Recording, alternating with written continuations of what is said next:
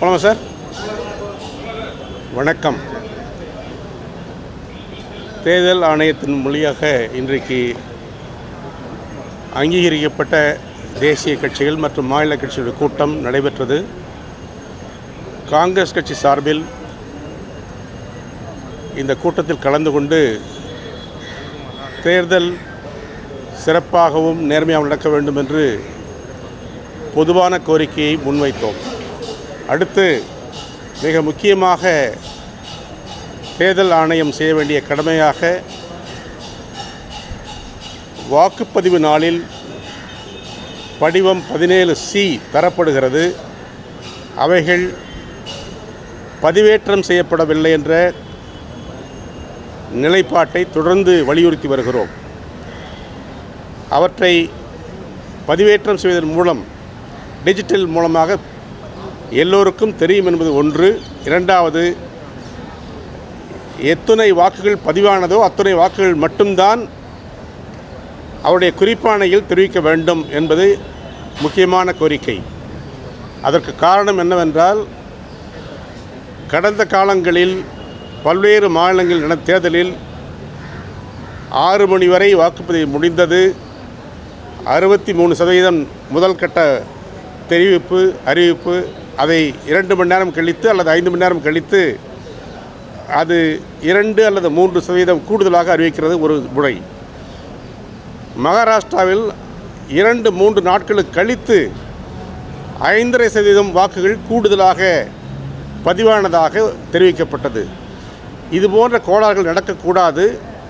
அதற்கு காரணம், தேர்தல் ஆணையம் வாக்குப்பதிவு நடைபெற்ற நாளில் அந்த குறிப்பிட்ட நேரத்தில் 6 மணி வரை என்றால் 6 மணி வரை அல்லது கூடுதல் நேரம் ஒதுக்கப்பட்டிருந்தால் கூடுதல் நேரம் வரை எத்தனை வாக்குகள் பதிவாகிறதோ அத்தனை வாக்குகள் மட்டும்தான் பதிவேற்றம் செய்து அறிவிக்கப்பட்டால் அது தகுதியானதாக கருதப்பட வேண்டும் என்பது எங்களுடைய கோரிக்கை. அதை பெரும்பாலான அரசியல் கட்சிகள் அதை ஏற்றுக்கொண்டார்கள். அதை வற்புறுத்தியிருக்கிறோம். அதை நடைமுறைக்கு வரும் என்று நம்புகிறோம்.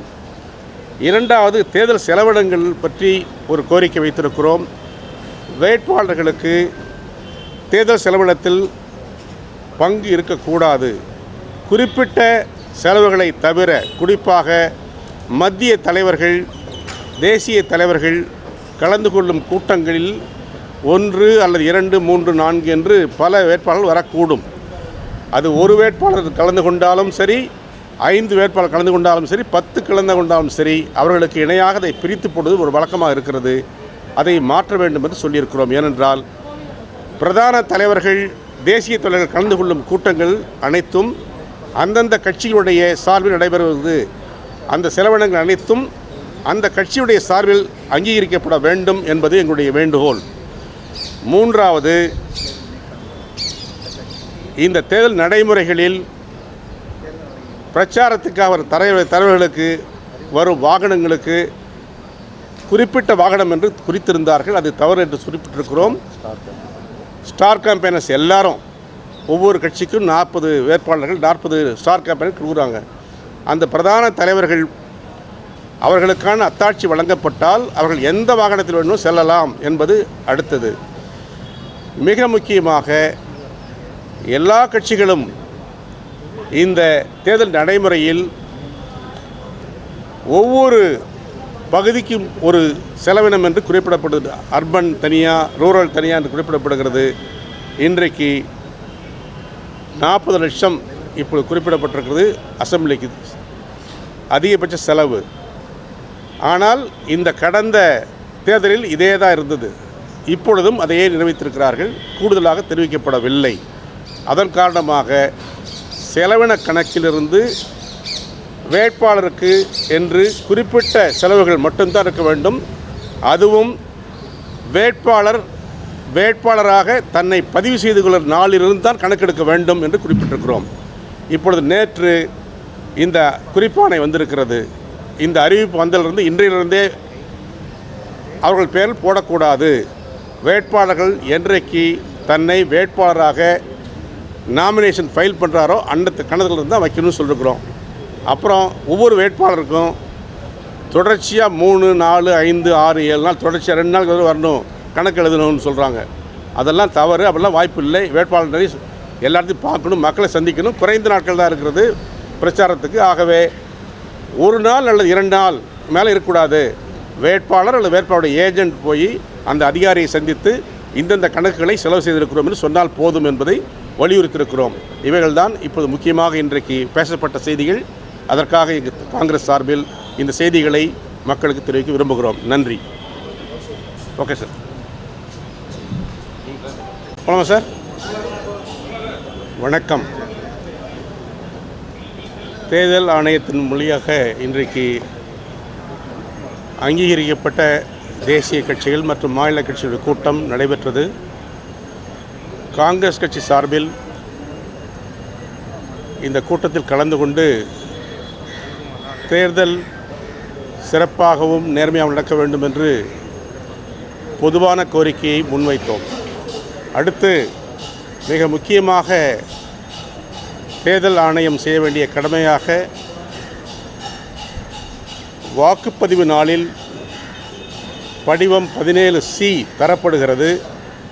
அவைகள் பதிவேற்றம் செய்யப்படவில்லை என்ற நிலைப்பாட்டை தொடர்ந்து வலியுறுத்தி வருகிறோம். அவற்றை பதிவேற்றம் செய்வதன் மூலம் டிஜிட்டல் மூலமாக எல்லோருக்கும் தெரியும் என்பது ஒன்று. இரண்டாவது,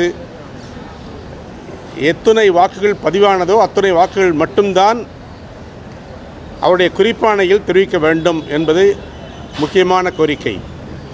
அதற்கு காரணம் என்னவென்றால், கடந்த காலங்களில் பல்வேறு மாநிலங்களில் நடந்த தேர்தலில் 6 மணி வரை வாக்குப்பதிவு முடிந்தது. 63% முதல் கட்ட அறிவிப்பு அதை 2 மணி நேரம் கழித்து அல்லது 5 மணி நேரம் கழித்து அது 2 அல்லது 3% கூடுதலாக அறிவிக்கிறது ஒரு முறை. மகாராஷ்டிராவில் 2-3 நாட்களுக்கு கழித்து 5.5% வாக்குகள் கூடுதலாக பதிவானதாக தெரிவிக்கப்பட்டது. இதுபோன்ற கோளாறுகள் நடக்கக்கூடாது. அதற்கு காரணம், தேர்தல் ஆணையம் வாக்குப்பதிவு நடைபெற்ற நாளில் அந்த குறிப்பிட்ட நேரத்தில் 6 மணி வரை என்றால் 6 மணி வரை அல்லது கூடுதல் நேரம் ஒதுக்கப்பட்டிருந்தால் கூடுதல் நேரம் வரை எத்தனை வாக்குகள் பதிவாகிறதோ அத்தனை வாக்குகள் மட்டும்தான் பதிவேற்றம் செய்து அறிவிக்கப்பட்டால் அது தகுதியானதாக கருதப்பட வேண்டும் என்பது எங்களுடைய கோரிக்கை. அதை பெரும்பாலான அரசியல் கட்சிகள் அதை ஏற்றுக்கொண்டார்கள். அதை வற்புறுத்தியிருக்கிறோம். அதை நடைமுறைக்கு வரும் என்று நம்புகிறோம். இரண்டாவது, தேர்தல் செலவினங்கள் பற்றி ஒரு கோரிக்கை வைத்திருக்கிறோம். வேட்பாளர்களுக்கு தேர்தல் செலவினத்தில் பங்கு இருக்கக்கூடாது. குறிப்பிட்ட செலவுகளை தவிர, குறிப்பாக மத்திய தலைவர்கள், தேசிய தலைவர்கள் கலந்து கொள்ளும் கூட்டங்களில் 1 அல்லது 2, 3, 4 என்று பல வேட்பாளர்கள் வரக்கூடும். அது ஒரு வேட்பாளர் கலந்து கொண்டாலும் சரி, 5 வேட்பாளர் கலந்து கொண்டாலும் சரி, 10 கலந்து கொண்டாலும் சரி, அவர்களுக்கு இணையாக அதை பிரித்து போடுவது ஒரு வழக்கமாக இருக்கிறது. அதை மாற்ற வேண்டும் என்று சொல்லியிருக்கிறோம். ஏனென்றால் பிரதான தலைவர்கள், தேசிய தலைவர்கள் கலந்து கொள்ளும் கூட்டங்கள் அனைத்தும் அந்தந்த கட்சிகளுடைய சார்பில் நடைபெறுவது. அந்த செலவினங்கள் அனைத்தும் அந்த கட்சியுடைய சார்பில் அங்கீகரிக்கப்பட வேண்டும் என்பது எங்களுடைய வேண்டுகோள். மூன்றாவது, இந்த தேர்தல் நடைமுறைகளில் பிரச்சாரத்துக்காக அவர் தலைவர்களுக்கு வரும் வாகனங்களுக்கு குறிப்பிட்ட வாகனம் என்று குறித்திருந்தார்கள். அது தவறு என்று குறிப்பிட்டிருக்கிறோம். ஸ்டார் கேம்பெயினர்ஸ் எல்லாரும் ஒவ்வொரு கட்சிக்கும் 40 வேட்பாளர்கள் 40 ஸ்டார் கேம்பெயினர் கொடுக்குறாங்க.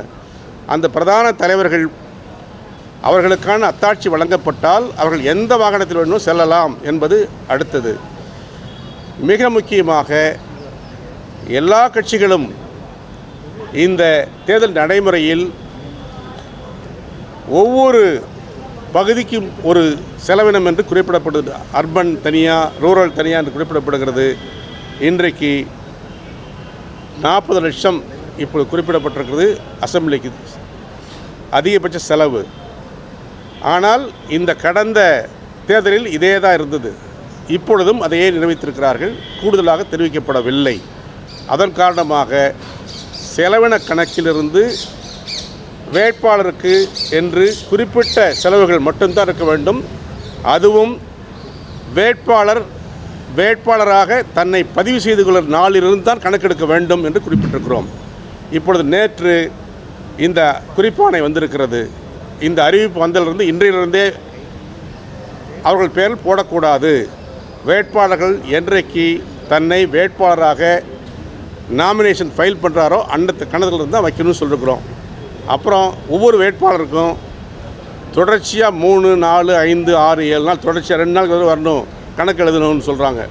அதெல்லாம் தவறு. அப்படிலாம் வாய்ப்பு இல்லை. வேட்பாளரை எல்லாத்தையும் பார்க்கணும், மக்களை சந்திக்கணும். குறைந்த நாட்கள் தான் இருக்கிறது பிரச்சாரத்துக்கு. ஆகவே 1 நாள் அல்லது 2 நாள் மேலே இருக்கக்கூடாது. வேட்பாளர் அல்லது வேட்பாளருடைய ஏஜென்ட் போய் அந்த அதிகாரியை சந்தித்து இந்தந்த கணக்குகளை செலவு செய்திருக்கிறோம் என்று சொன்னால் போதும் என்பதை வலியுறுத்தியிருக்கிறோம். இவைகள்தான் இப்போது முக்கியமாக இன்றைக்கு பேசப்பட்ட செய்திகள். அதற்காக எங்கள் காங்கிரஸ் சார்பில் இந்த செய்திகளை மக்களுக்கு தெரிவிக்க விரும்புகிறோம். நன்றி. Okay sir.